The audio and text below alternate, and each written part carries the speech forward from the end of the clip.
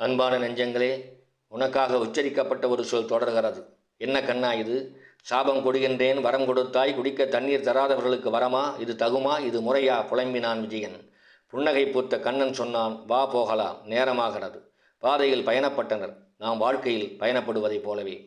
பல கால தூரம் பயணம் செய்த பின் குடிக்க தண்ணீரின்றி ஒரு அடி கூட நடக்க முடியாது என்று உட்கார்ந்தான் பார்த்தன். என்ன செய்ய? குடிக்க தண்ணீருக்கு எங்கே போவது? அதோ ஒரு ஏழை விவசாயி ஒரு பசுவையும் கன்றையும் ஓட்டிச் செல்கிறான். பார்த்தா ஓடிச் சென்று அவனிடம் தண்ணீர் கேள் என்றான் பரந்தாமன். கண்ணனை முறைத்தான் குந்தியின் மைந்தன். கண்ணா, இது உனக்கே நன்றாக இருக்கிறதா? நீ நினைத்தால், விரும்பி இருந்தால் இவ்வளவு நேரம் என்னை தாகத்தால் தவிக்க விட்டிருக்க வேண்டியதில்லை. உன்னால் எனக்கு தண்ணீர் தர முடியாதா? ஏனோ உனக்கு மனமில்லை. சரி, அதுதான் போகட்டும். அவனிடம் சென்று தண்ணீர் கேட்கச் சொல்கிறாயே, உனக்கு மனமே இல்லையா? இரக்கம் என்பது இறந்தே போனதா? அர்ஜுனா, போய் கேட்டுப்பார் என்றான் கண்ணன். யாரிடம்? அவனிடமா? கண்ணா, நன்றாகப்பார். நடக்க முடியாமல் நடந்து போகும் ஒரு பசு, அதனுடன் ஓடிப்போகும் ஒரு கன்று, வயிறும் எலும்பும் உடலோடு ஒட்டி விழிப்புதுங்கி இன்னும் சிறிது தூரம் நடக்கலாமா வேண்டாமா என்ற நிலையிலே இருக்கும் பசுவையும் கன்றையும் இழுத்துச் செல்லும் அவனிடம் தண்ணீர் கேட்கச் சொல்கிறாய். இது உனக்கே நன்றாக இருக்கிறதா? அவனிடம் ஏது தண்ணீர் என்று கேட்டான் கண்ணனை பார்த்து. சொன்னதை செய் என்றான் கண்ணன். அர்ஜுனன் போனான். பசு ஓட்டியிடம் வணங்கிச் சொன்னான், ஐயா, நான் அர்ஜுனன். தண்ணீர் தாகம் அதிகமாக இருக்கிறது.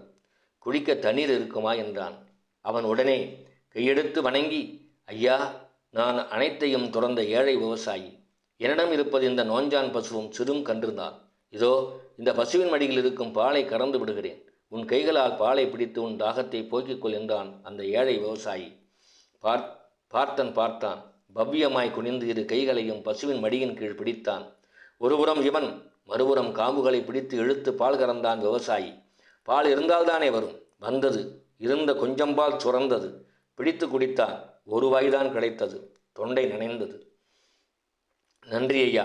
தன் தாகம் முழுமையாக தீரவில்லை என்றாலும் தாகம் தீர தண்ணீர் கட்டத்திற்கு பதிலாக பால் கொடுத்தாரே, இவனல்லவா கருணை உள்ளவன், நல்லவன், பேரொருள் புரிந்திருக்கிறான். குடிக்க தண்ணீர் கூட குடிக்காத மக்கள் மத்தியில் நோஞ்சான் பசுவிடம் கூட இருந்த ஒரு சில துளி பாலையும் கறந்து கொடுத்திருக்கிறான் என்று மகிழ்ந்தான். கண்ணனிடம் வந்தான்.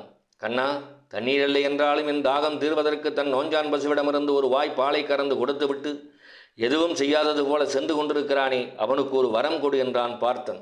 கொடுத்து விடட்டுமா அர்ஜுனா வரத்தை என்று கேட்டான் கண்ணன். ஆம், வரம் கொடு என்றான் வில்லுக்கு விஜயன். பசுவும் கன்றும் சாக கடவுது என்றான் கண்ணன். நடக்க முடியாமல் நடந்து சென்ற பசுவும் கன்றும் சுருண்டு விழுந்து தம் உயிரை விட்டன.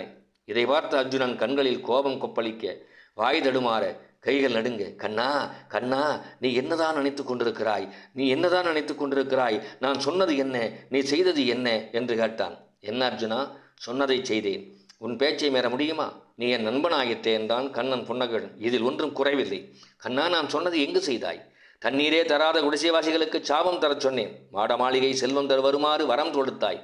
தாகம் தீர பால் கொடுத்தவனுக்கு வரம் தரச் சொன்னேன். சாபம் கொடுத்த பசுவையும் கன்றையும் ஏதுமற்ற ஏழை விவசாயிக்கு இருந்த ஒரு பிடிப்பையும் இழக்க வைத்தாய். இது என்ன நியாயம்? இது எப்படி தர்மமாகும் என புரிந்தான். கோபத்தில் அதிர்ந்தான். புன்னகைத்தான் பூபாலம் பாடும் புருஷோத்தமன். நீ என்ன செய்யச் சொன்னாயோ அதையேத்தான் செய்தேன். கேள் அர்ஜுனா, நான் சொல்லுவதை தெரிந்து கொள். வாழ்க்கையில் நடக்கும் எதுவும் வரமா சாபமா என்பதை புரிந்து கொள்ள ஆத்மா தெளிவு வேண்டும். எது வரம் எது சாபம் என புரிந்து கொள் அர்ஜுனா. தண்ணீர் கொடுக்காதவர்களுக்கு சாபம் தரச் சொன்னாய். அதைத்தான் கொடுத்தேன். செல்வமும் ஆட மாளிகைகளும் அவர்களின் வாழ்க்கையில் பிறப்பையும் ஆசையையும் பாசத்தையும் அதிகமாக்கும். அவர்களின் செயல்கள் பற்றுள்ளதாக மாறும்.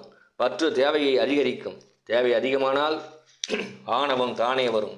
ஆணவம் ஒருவனை தவறு செய்ய தூண்டும். தவறு செய்தவன் அது அனுபவிக்க மீண்டும் மீண்டும் பிறக்க வேண்டும். பிறப்பு என்பதே ஒரு சாபம்தானே. பிறவி பெருங்கடல் நீந்தார் இறைவனடி சேராதார். பிறவி அற்றவன் தானே என்னை அடைய முடியும். பிறவியே ஒரு நோயாக கொள்வது சாபம் தானே அர்ஜுனா. பால் கொடுத்தவனே விவசாயி. அவனுக்கு இருந்த ஒரே பிடிப்பு பசுவும் கன்றுமே.